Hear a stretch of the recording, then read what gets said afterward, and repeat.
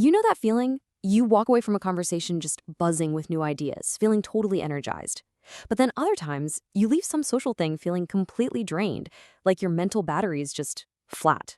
Well, today, we're going to dig into the architecture of conversation and figure out why that happens.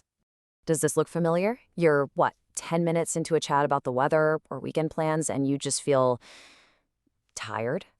If that's you, you are definitely not alone. And as it turns out, there's a really fascinating reason for it. So really, we have two kinds of conversations, right? Over on one side, you've got the surface chatter, the polite how are yous, the quick updates, the stuff that doesn't really go deep. But on the other side, you have the stuff that truly lights some of us up. Those late night talks about philosophy, about life, about what it all means. One feels like a social chore, and the other, that feels like an adventure.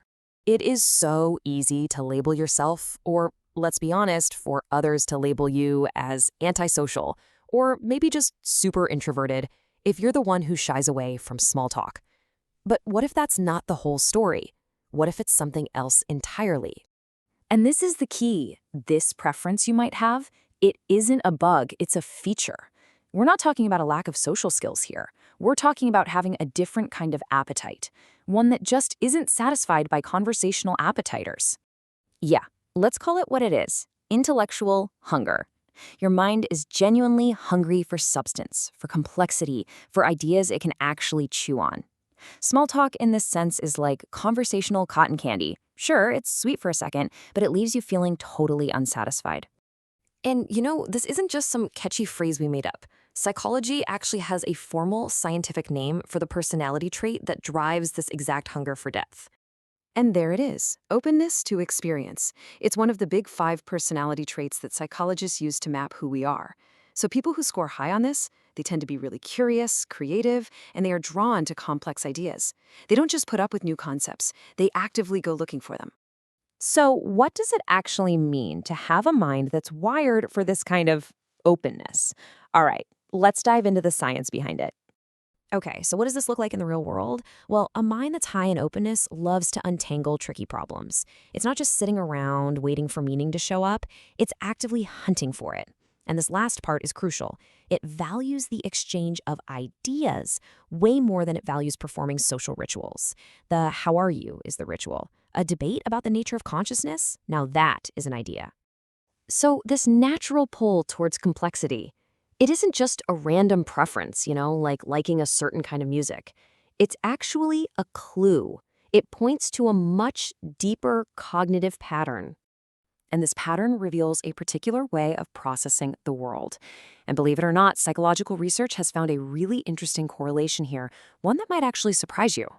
And here it is. Openness to experience is the one personality trait that's most consistently linked to measures of intelligence, or IQ. Now, let's be super clear about this. This is not about being smarter than other people. Not at all. It's about having a brain that genuinely enjoys the workout of tackling complex problems, which just so happens to be a hallmark of what IQ tests measure. So, of course, a mind like that is going to seek out conversations that give it that stimulation. It's just about matching your cognitive engine to the right kind of fuel. Okay, so what do we do with this information? It's all about reframing it, seeing this preference not as some social flaw, but as a core part of who you are. Remember, it's a feature, not a bug. And once you know that, you can be strategic. Instead of forcing yourself through hours of small talk, maybe you just focus on finding that one person you can have a deeper chat with. Or you could even host a dinner party centered around a really interesting topic. And if you take away just one thing, let it be this. Your mind isn't trying to be antisocial. It's just hungry. It's hungry for meaning, for depth, for a real connection that's built on ideas. And realizing that can be incredibly freeing. So I'll leave you with this question to chew on. Now that you know this about your own intellectual appetite, what are you going to do to satisfy it? Who are you going to seek out for that deep dive? What rabbit hole are you going to go down? Don't starve your mind. Go find it a feast.